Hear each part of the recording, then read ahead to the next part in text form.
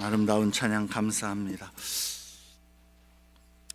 연예인들을 좋아하고 지지해주는 그런 팬들이 있고 또 팬클럽들이 있습니다.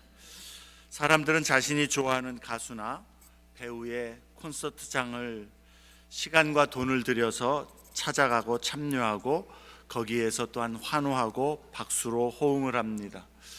사람들이 왜 이러한 배우나 가수 같은 연예인들의 팬이 되는 것입니까? 여러분들도 그런 적이 있으신지 모르겠습니다. 모든 사람이 그런 것은 아니겠지만 많은 사람들은 그 연예인의 연기 작품이나 또는 그 가수가 부른 노래의 가사에 또 그 노래의 그 감동으로 인하여서 마음에 힘을 얻고 감동을 얻고 기쁨을 얻었기 때문일 것이고, 삶의 위로와 용기를 어떤 면으로든지 그러한 사람들을 통해서 얻었기 때문일 것입니다. 자신의 마음과 삶의 큰 의미를 선사해 준 그 연예인, 그러한 자들에게 호응하고 그들에게 또 더 그들과 함께함으로 그런 위안을 더 얻기를 원하는 것이겠죠. 그래서 자신이 좋아하는 연예인이 어떤 콘서트를 한다거나 팬 미팅을 한다고 하면 그 자리에 찾아가서 참여합니다. 콘서트 경우에는 연예인과 더 가까이 갈 수 있는 자리, 더 가까이 가서 볼 수 있는 앞자리, 그 앞자리일수록 가격이 더 비싸죠. 자신이 좋아하는 연예인을 좀 더 가까이서 보고 자세히 보고 또 그 모습 하나하나를 더 주목해서 보고 싶기 때문에 사람들은 그 특권과 그 기쁨을 누리기 위해서 기꺼이 비싼 돈을 지불합니다.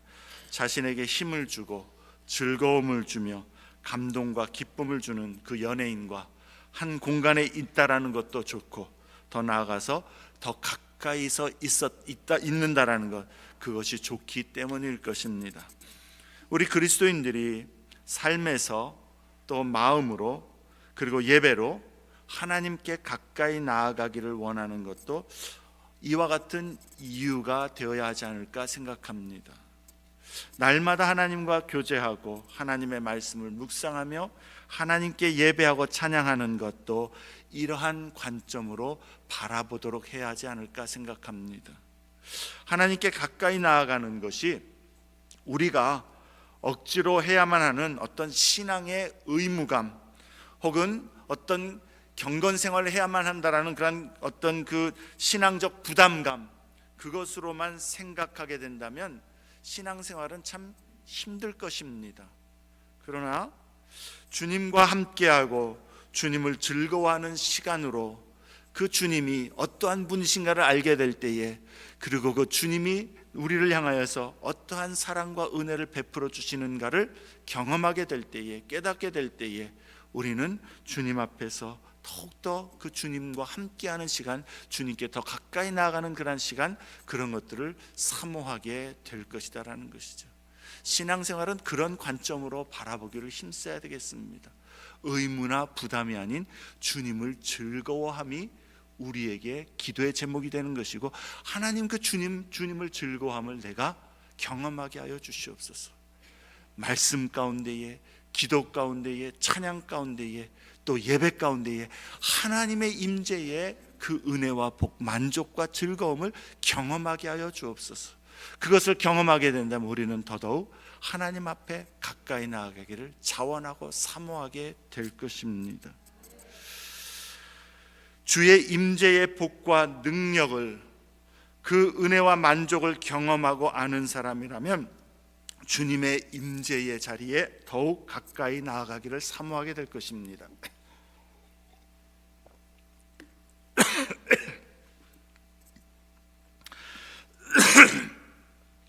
우리가 그러므로 날마다 기도 가운데 간구하는 그러한 기도의 제목에 최우선되는 것 중에 하나는, 주님, 내가 이러한 주님의 임재의 은혜를 늘 경험하게 하여 주옵소서. 더 보여주시고 더 깨닫게 하시고 더 내 안에 경험하게 하여 주시고 더 알게 하여 주옵소서. 나의 마음과 삶이, 그리고 나의 인생의 걸음이 주님께 가까이 가면 갈수록 우리는 주님의 임재의 은혜와 그 만족, 기쁨과 평안, 그 안에서 누리는 주님과 동행하는 삶의 안전과 자족함을 경험하게 될 것입니다.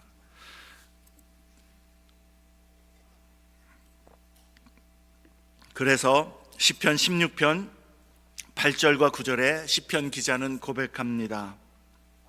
내가 여호와를 항상 내 앞에 모심이여 그가 나의 오른쪽에 계심으로 내가 흔들리지 아니하리로다. 이러므로 나의 마음이 기쁘고 나의 영도 즐거워하며 내 육체도 안전히 살리니. 주님의 임재가 있는 곳이 곧 안전한 곳이다라는 것이죠. 내 인생을 흔들고 나의 마음에 불안을 가져다 놓고 어둠을 가져다 놓는 그 모든 일들 가운데서도 주님이 함께 계시는 자리라면 안전하다라는 고백입니다. 뿐만 아니라 주님 앞에 내가 있기에, 그 주의 임재 안에 내가 있기에 기쁨이 있으며 즐거움이 있고 만족함이 있다라는 고백인 것이죠. 거기에는 주님이 함께 하시는 곳에는 우리의 환경과 우리의 삶의 문제들이나 나를 둘러싸고 있는 그 일들이 무엇이든지 간에 주님의 임재가 있는, 주님의 임재 안에 있는 나에게는 생명이 있고 소망이 있으며 빛이 있고 평안이 있는 것입니다. 이 놀라운 주의 임재의 경험과 복을 인하여서 시편 기자는 11절에 이렇게 고백합니다. 주의 앞에는 충만한 기쁨이 있고, 충만한 기쁨, 모든 것에 참 만족인 기쁨이 있고, 주의 오른쪽에는 영원한 즐거움이 있나이다. 쇠하지 아니하고 없어지지 아니하고 온전한 즐거움이 주님의 임재 앞에 있습니다. 임재 가운데 있습니다. 우리가 주의 임재 안에 거할 때에 우리 인생들은 마침내 우리 인생들이 바라는 진정한 복과 만족, 평강과 온전함을 누리게 되고 경험하게 됩니다. 우리 인생들의 온전하고 완전한 만족과 즐거움, 참된 평강과 소망은 하나님께 있고 하나님께로부터 오기 때문입니다. 그래서 주님의 임재 앞에 가까이 갈수록, 믿음으로 주님을 의지하며 가까이 갈수록 주님은 그 임재의 영광의 은혜와 빛을 우리의 마음의 삶에 비추어 주시고 우리를 감싸 주시는 것이요, 그렇게 주의 임재 안에 믿음으로 거하는 자는 이 세상 가운데에서 모든 결핍, 부족, 연약함과 불안이 오히려 주님으로 말미암아 채워지고 치유되며 회복되고 온전케 되는 은혜를 경험하게 되는 것입니다. 그 임재의 은혜와 복을 경험하게 된 사람, 그렇게 하나님께 더 가까이 나아가기를 사모하는 것이고, 가까이 나갈수록 우리는 주님을 또한 더욱더 경험하며 주님의 온전한 복을, 주님의 그 임재의 복을 누리게 되는 것이, 이것을 사모하자라는 겁니다. 여러분, 천국이 천국 되게 하는 가장 근본적이고 핵심적인 이유가 무엇이라고 했습니까? 하나님이 우리 인생들과 함께 하시는 것, 곧 하나님의 임재가 그렇습니다. 천국이 천국 되게 하는 가장 근본적인 이유는 하나님의 임재입니다. 요한계시록 21장 3절에 요한은 거룩한 성 새 예루살렘이 하늘로부터 내려오는 것을 보면서 보좌에서 나는 큰 음성의 선포를 듣습니다. 보라, 하나님의 장막이 사람들과 함께 있음에, 하나님의 성전 성소가 사람들과 함께 있음에 하나님이 그들과 함께 계시리니 그들은 하나님의 백성이 되고 하나님은 친히 그들과 함께 계셔서, 하나님이 막힘이 없이 자기 백성들과 함께 계셔서 모든 눈물을 그 눈에서 닦아주시니 다시는 사망이 없고 애통하는 것이나 곡하는 것이나 아픈 것이 다시 있지 아니하리니 처음 것들이 다 지나갔음이로라, 그렇게 말씀합니다. 이는 단지 천국에서는 이제 고통이나 슬픔이나 아픔이 없을 것이다라는 그 선포 이상인 것입니다. 이런 것들이 없다라고 말하는 것은 그냥 이런 것들이 없으니까 좋다, 그것이 아니라 하나님이 그의 백성들과 이제는 친히 함께 계시기 때문에 주의 임재 안에서 우리의 모든 충만한 기쁨, 영원한 즐거움을 영원토록 누리게 될 것이라는 그런 선언인 것입니다.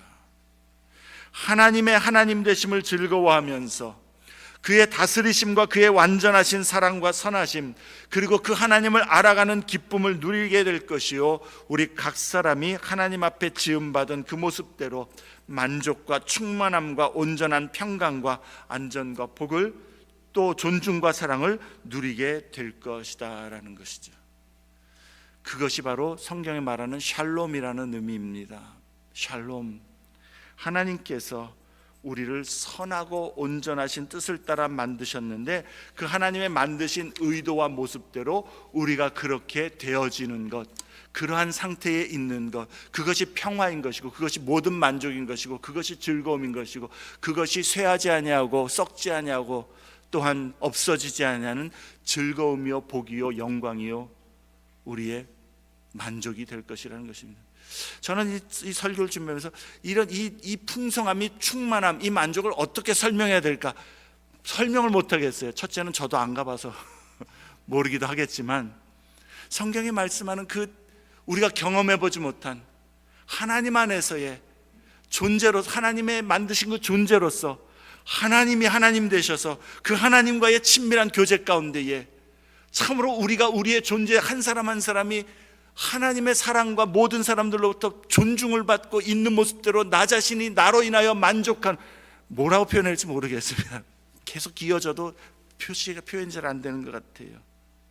아담과 하와가 범죄하기 이전에 에덴 동산에서 누렸던 그들의 온전함과 평강, 그것뿐만 아니라 거기에 더해서 그 당시에 아담과 하와는 하나님과 교통함은 있었지만 하나님이 그들과 거하시는 것은 아니었는데, 우리는 장차 하나님과 함께 거하면서 하나님을 이제는 거울을 맞대고 보는 것처럼 얼굴과 얼굴을 맞대며 하나님과의 교제하고 하나님을 알아가는 그 은혜 가운데에 하나님의 그 영광의 아름다우신 광채 안에서 날마다 새롭고 감동되고 즐거워하는 그러한 복을 누리는 것, 하나님의 임재 안에 사는 것, 그것이 바로 천국 생활이다라는 것이죠. 여러분, 어떤 사람들은요 천국이 굉장히 따분할 것이다라고 이야기합니다. 그렇지 않습니다. 천국은 오히려 따분하거나 지루할 시간이 없습니다. 날마다 새롭고 날마다 참된 기쁨과 날마다 새로운 만족을 하나님으로부터 얻어 만족하게 될 것이기 때문입니다. 우리가 천국 간다고 해서 하나님과 똑같아지지 않습니다. 우린 여전히 유한한 존재이고 하나님 무한하신 분이십니다. 천국에서 하나님을 가까이, 하나님의 임재 안에서 주님을 경험한다는 것, 주님을 누린다는 것, 날마다 오 새롭네, 이런 것도 하나님이 이렇게 멋있네, 이렇게 영광스럽네, 이런 일도 하시네, 지루할 시간이 없습니다. 하나님이 만드신 모든 자연 만물 가운데에, 뭐 이 지구뿐만 아니라 우주 가운데에 하나님의 만드신 놀라운 일들을 경험하고 그것을 보려면 아마 영원이라는 시간이 부족할 것 같습니다. 이 모든 복과 만족과 기쁨, 그것은 하나님이 우리와 함께 하시기 때문이다라는 것이죠. 오늘 본문에서 우리가 주목하여 볼 것은 바로 이 하나님의 영광의 임재로 가까이 가는 복과 은혜를 우리에게 가르쳐 주고 있습니다.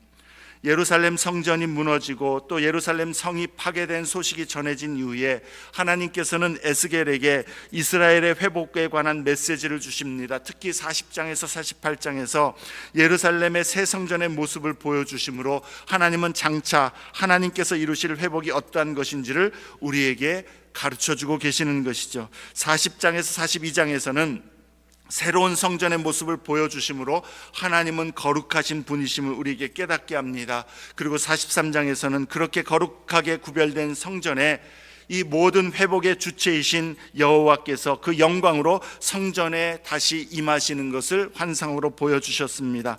43장 3절에 에스겔은 성전 안뜰에 들어가서 여호와의 영광이 성전에 가득함을 보았습니다.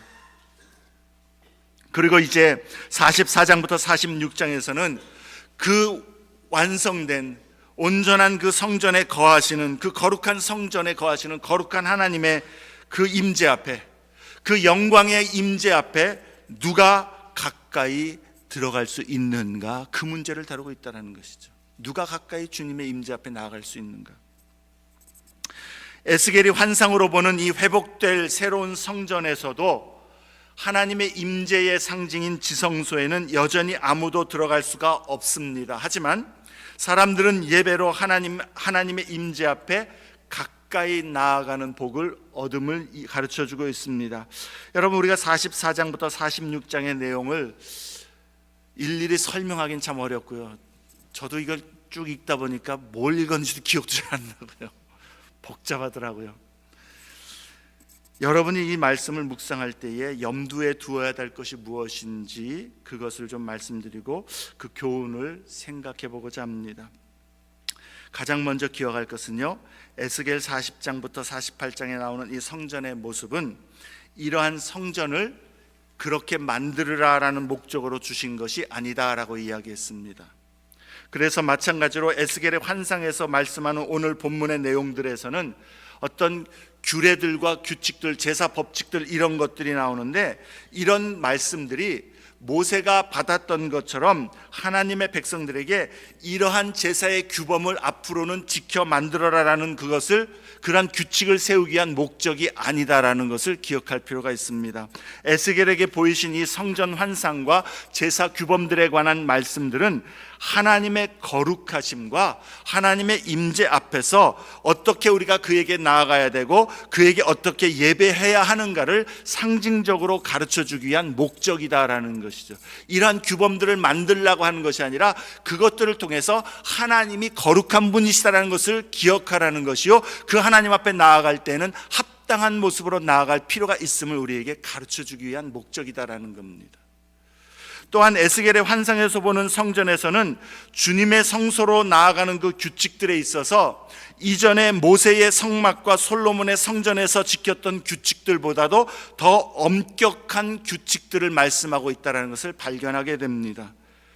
그리고 여호와의 성소에, 이 성전에 가까이 나아가는 것이 어떠한 사람들에게 허락되는가 하는 그 주제에 있어서 그것이 과거의 순종에 연관되어 있다라는 것을 말씀하고 있는 것이 특징입니다. 무슨 말인가 하니, 과거에 그들의 순종이, 하나님 앞에서 순종이 인정된 자들은 주의 성전에, 주의 임재의 중심부로 더 가까이 나아가는 특권과 보응을 얻게 하셨다라는 겁니다.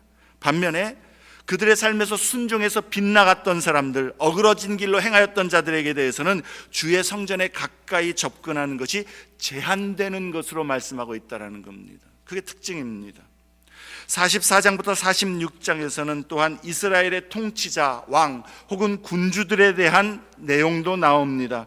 여기서 우리가 이 왕, 군주, 이들의 정체성이 무엇인가를 생각해 볼 때에 보통은 우리가 성경에서 왕, 어떤 군주, 이러한 존재는 그리스도 예수를 상징하는 경우가 많은데, 이 44장에서 46장에 나오는 군주, 왕은 메시아를 상징하는 존재가 아니라는 것을 기억할 필요가 있습니다. 아니다라는 거예요.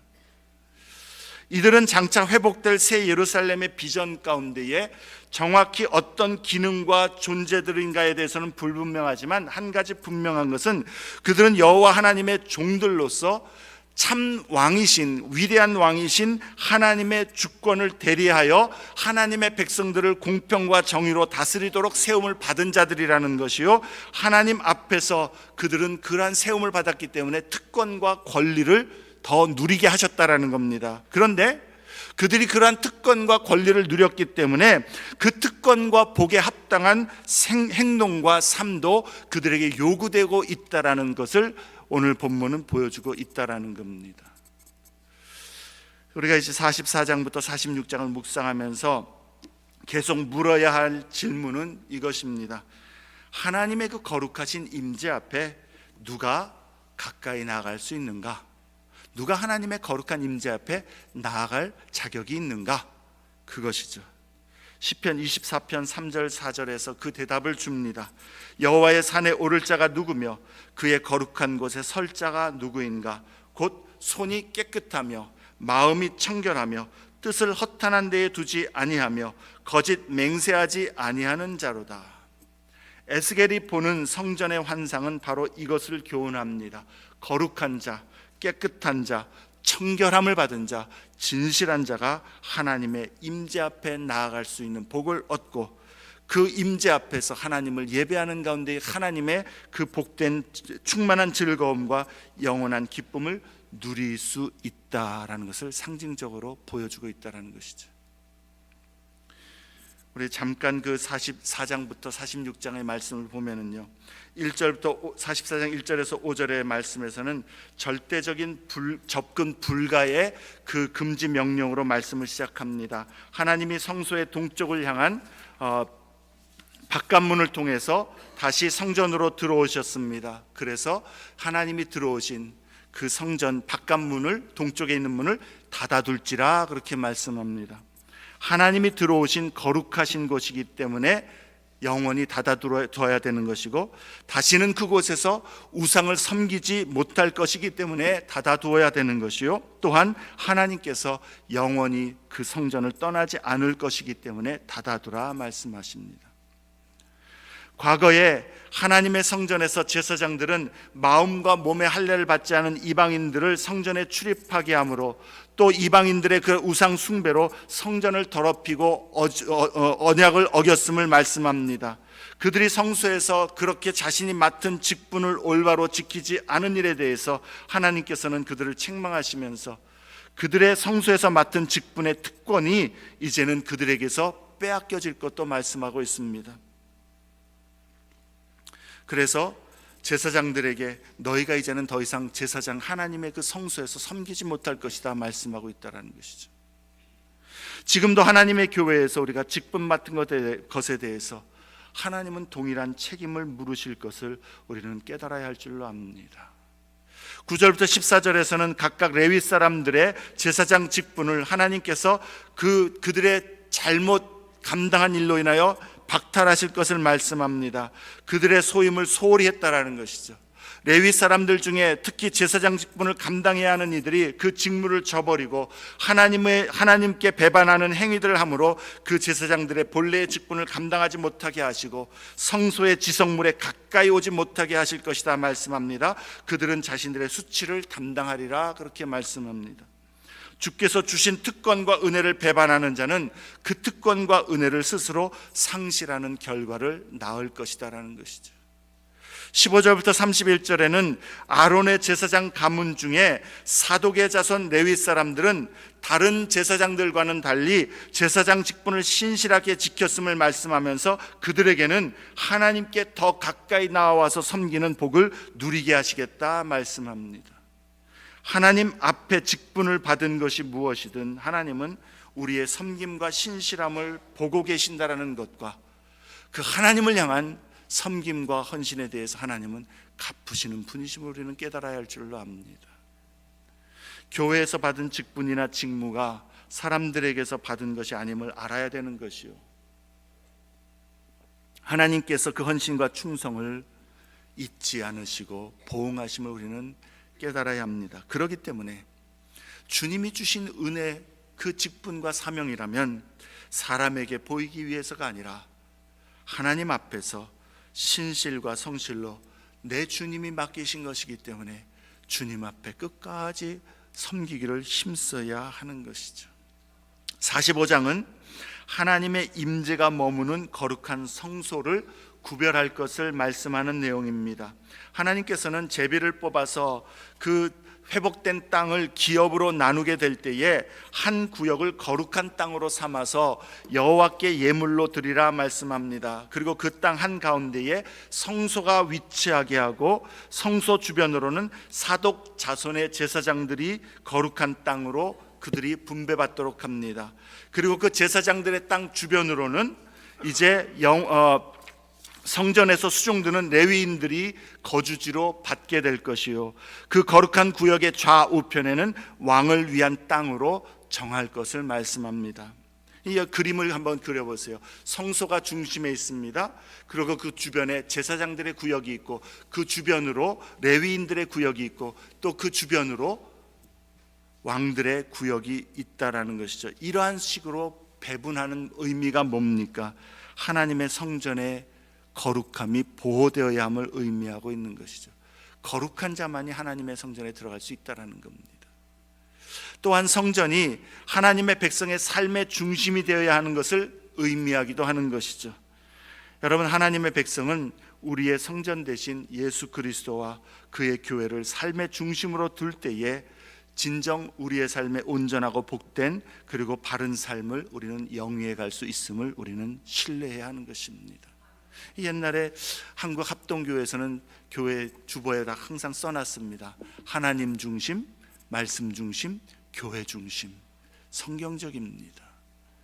하나님 성전 중심으로, 하나님 중심으로 우리의 삶과 마음과 우리의 모든 일들이 맞춰지게 될 때에 하나님은 그 삶에 하나님 함께 계셔서 하나님의 놀라운 은혜와 능력과 복을 베풀어 주시는 것이죠. 45장 9절부터 25절에는 통치자들의 통치 법칙을 말씀합니다. 그들은 하나님의 대리자로서 공평과 정의로 다스려야 될 것이요, 정직한 도량형을 사용하여서 공의로운 사회를 만들어야 합니다. 또한 모든 군주들은 하나님께 번제와 소제와 전제를 각종 절기에 드려 자신과 백성의 죄를 정결하게 해야 되고, 백성들로 하여금 하나님을 그렇게 잘 섬기도록 해야 할 의무가 있다는 것이죠. 특히 다시 앞에 가서 44장 3절에 보면 군주들은 성전 바깥들 안에서 그 하나님 앞에서 음식을 먹을 특권을 누리게 될 뿐만 아니라 46장 1절과 2절에 보면 성전의 안뜰에 들어와서 제사를 드리는 특권이 주어졌음을 봅니다. 그러니까 하나님의 임재에 가까이에서 제사를 드리는 복을 얻었다라는 겁니다.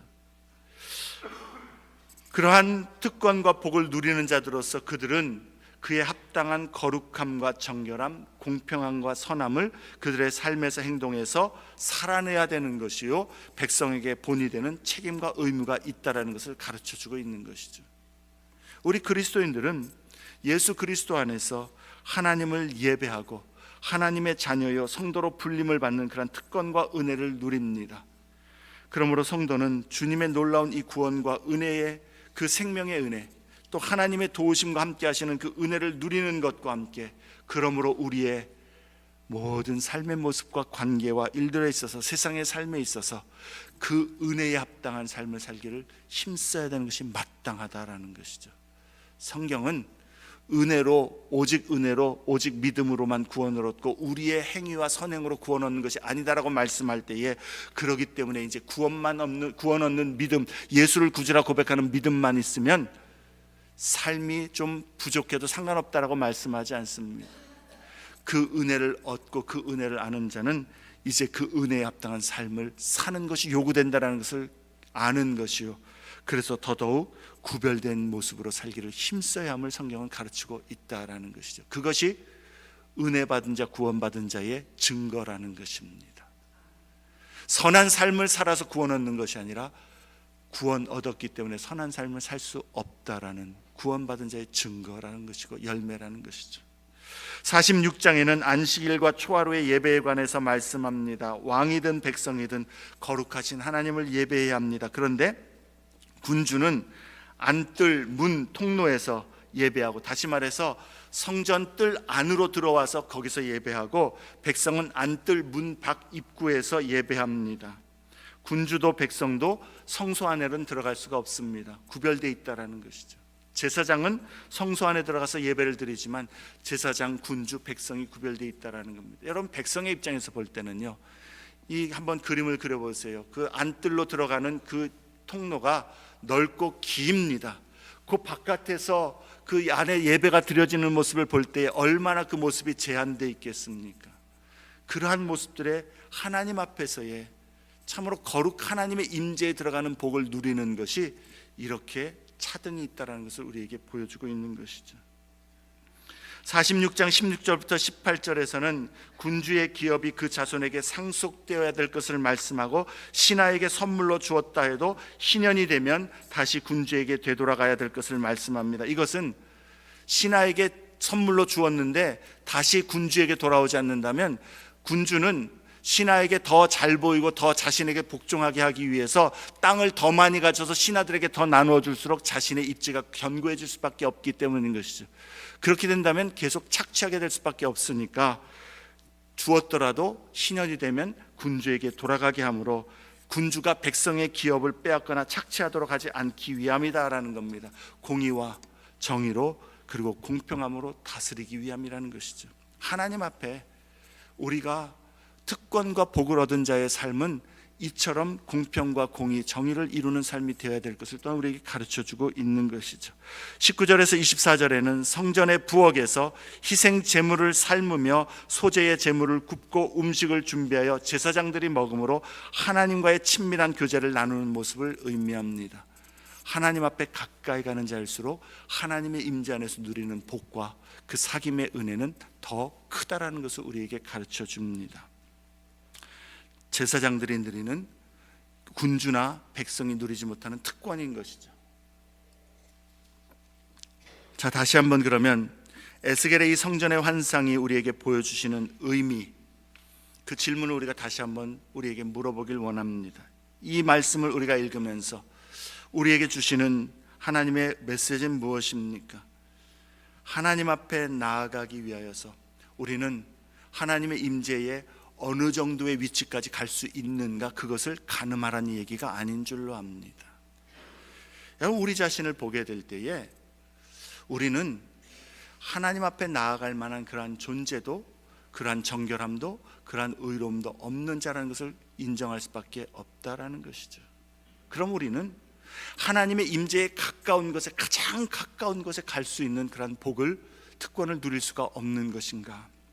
성경은 하나님 앞에 이렇게 거룩한 자만, 정결하게 된 자만, 죄사함을 받고 언약의 의무를 온전히 지키는 자들만 하나님 앞에 나아가고 하나님과의 교제의 친밀함을 누릴 수가 있는데, 누가 그러면 거기에 들어갈 수 있는가?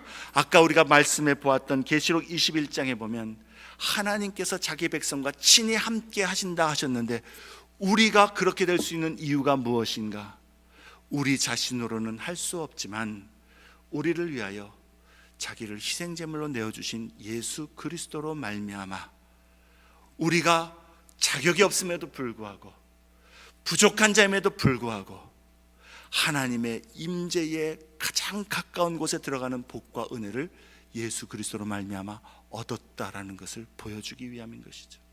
이 성전의 이 환상을 통하여서 거룩한 자만 하나님 앞에 갈 수 있고, 거룩할수록 하나님 앞에 가까이 갈 수 있는데, 그렇다면 우리가 하나님 앞에 갈 수 있는 그 근거가 무엇인가? 성경은 이 성전의 환상을 통해서 예수 그리스도가 바로 그 성전이고, 예수 그리스도가 바로 우리를 거룩하게 하시는 그런 하나님의 그 희생 제물이라는 것을 보여주면서, 그러므로 하나님께서 우리를 거룩하게 하시고 우리를 정결하게 하시고 우리를 하나님의 임재 안에 들어가도록 은혜를 베푸실, 그렇게 이루실 그리스도 예수를 신뢰하라, 그를 의지하라, 그를 힘입어 하나님 앞에 나아가라는 그런 메시지인 줄로 압니다.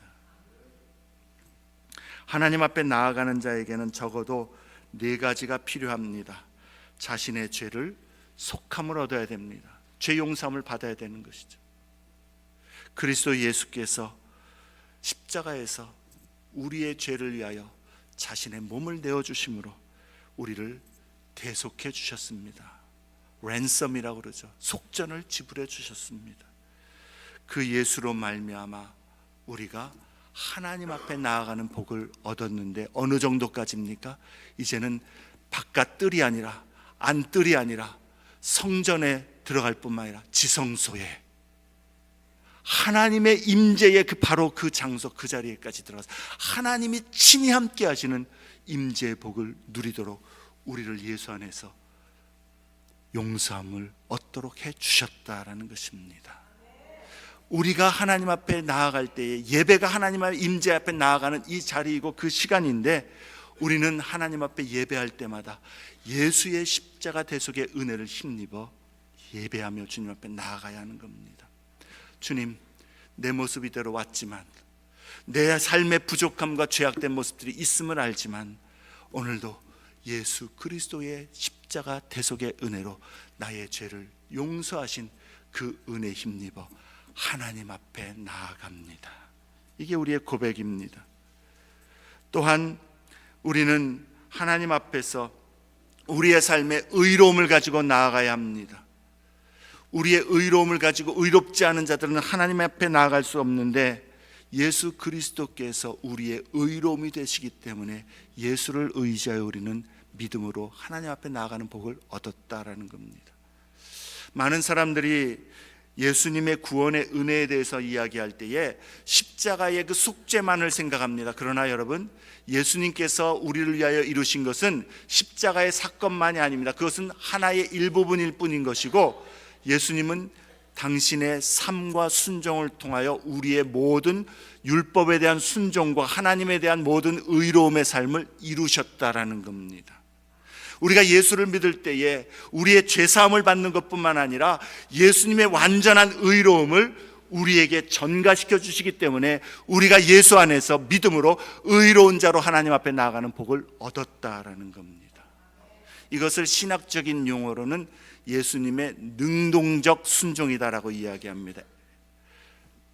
Active Obedience, 능동적 순종. 예수 그리스도께서 우리를 위하여 우리가 하나님 앞에서 의롭고 완전한 율법의 삶을 살아야 될 그 모습까지도 주님의 삶으로 이루셨고, 이제 예수 안에 믿음으로 있는 자에게 그 의로움을 우리에게 주시기 때문에 우리가 의롭지 못하고 불완전하고 우리는 여전히 부족할지라도 예수의 의로움이 나의 의로움이 되어서 하나님의 임재 앞에 들어가는 복을 얻게 하셨다라는 겁니다.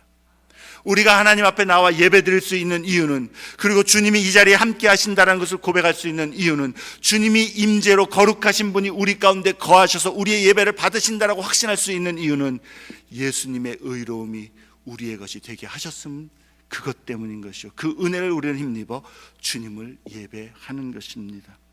또한 우리가 하나님 앞에 나아갈 때에 우리는 하나님과의 교제를 누리는, 은혜를 누리는 것입니다.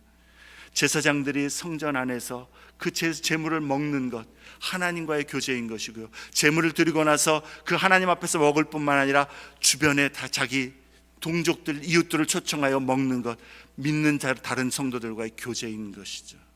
우리가 이 성찬도 주님께서 우리에게 그냥 자기의 몸과 피를 흘려 나를 기념하라 하신 그 말씀의 이 의미에는 이제 하나님 안에서 우리가 하나님과의 친밀한 교제를 누리는 그러한 복 가운데 있음을 깨닫게 하는 것이요, 성찬을 받을 때마다 고린도서 11장 말씀에 보면 이제 성도들과 함께 서로 사랑하며 하나됨으로 그렇게 하나님의 교제에 임하도록 우리를 초청하셨다라는 것입니다.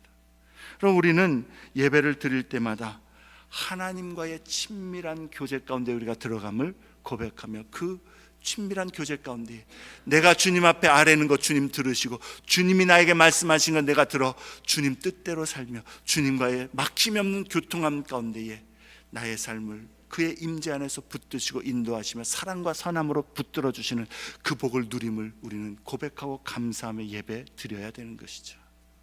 마지막으로 우리는 하나님 앞에 나아가기 위해서는 정결해야 됩니다. 죄사함을 받은 것하고 정결함하고는 또 다른 문제인 것이죠. 깨끗한 자가 되어야 되는, 흠이 없는 자가 되어야 되는 것이죠. 그런데 예수 그리스도께서 십자가 보배로운 피로 우리를 씻어 핏부림을 받아 우리가 정결한 자가 되게 하심으로 믿음으로 말미암아 우리의 있는 모습 그대로 예수 안에서 하나님의 임재 앞에 들어가는 복을 얻었다라는 것입니다. 이것이 예수 안에 있는 성도들에게 주신 하나님의 은혜이고 복입니다. 예수 안에서 우리는 장차 하나님의 거룩하신 임재에 들어갈 소망이 있는 자들인 것이고요, 그 소망은 장래에만 이루어지는 것이 아닙니다. 오늘 우리가 하나님 앞에 주의 이름으로 모여 예배하는 이 자리에 우리는 주님의 임재 앞에 서 있음을 깨달아야 하는 것입니다. 주님이 거룩하신 임재로 이 자리에 함께 하시고, 이 자리에서 함께 하실 때에 우리는 부족하지만 예수 그리스도의 그 십자가 대속의 은혜를 힘입어서 그 주님의 그 은혜 안에서 하나님 앞에 나아가고 하나님을 예배하며 하나님을 기뻐하며 하나님의 임재의 복을 누리며 예배 가운데 하나님께서 우리에게 주시는 하나님의 다스리심의 그 모든 선함과 인자하심과 복을 누리는 자리가 예배의 자리인 것입니다. 그래서 히브리서 기자는 이렇게 이야기합니다. 그러므로 우리는 긍휼하심을 받고 때를 따라 돕는 은혜를 얻기 위하여 은혜의 보좌 앞에 담대히 나아갈 것이니라. 은혜의 보좌라는 것은 지성소, 하나님의 영광이 가득한 그 자리, 거룩하신 만군의 여호와, 전능하신 하나님, 의로우신 그 하나님이 계신 그곳에 예수 은혜에 힘입어서 믿음으로 나아가라는 거예요. 나아가서 주님 앞에 감사와 경배를 올려드릴 뿐만 아니라 그 주님 앞에 교제함 가운데에 우리의 마음과 삶을 내어드리고 주님 앞에 우리의 소원을 올려드리고 우리의 삶의 어려움과 고통을 주님 앞에 내어드릴 때에 눈물을 씻어주시고 아픔을 깨끗게 하시며 상처를 낫게 하시는 것은 장차 있을 뿐인 일인 뿐만 아니라 오늘날 이곳에서도 주의 은혜 안에서, 주의 임재 안에서, 예배의 시간에, 예배의 자리에서 하나님께서 우리에게 누리게 하신 하나님의 놀라운 은혜이고 복이라는 것을 우리는 기억해야 되겠습니다. 예수 의지하여 예수의 그 공로 힘입어서 하나님의 임재 앞에 들어갈 그 소망을 확신으로 붙들면서 그 나라의 복, 임재의 복을 매주일마다 하나님 앞에 성도들과 함께 모여 예배함으로 누리고 그 은혜와 능력으로 세상 가운데에 믿음으로 승리하며 나아가는 그러한 저와 여러분 되시기를 주의 이름으로 축원합니다. 우리 말씀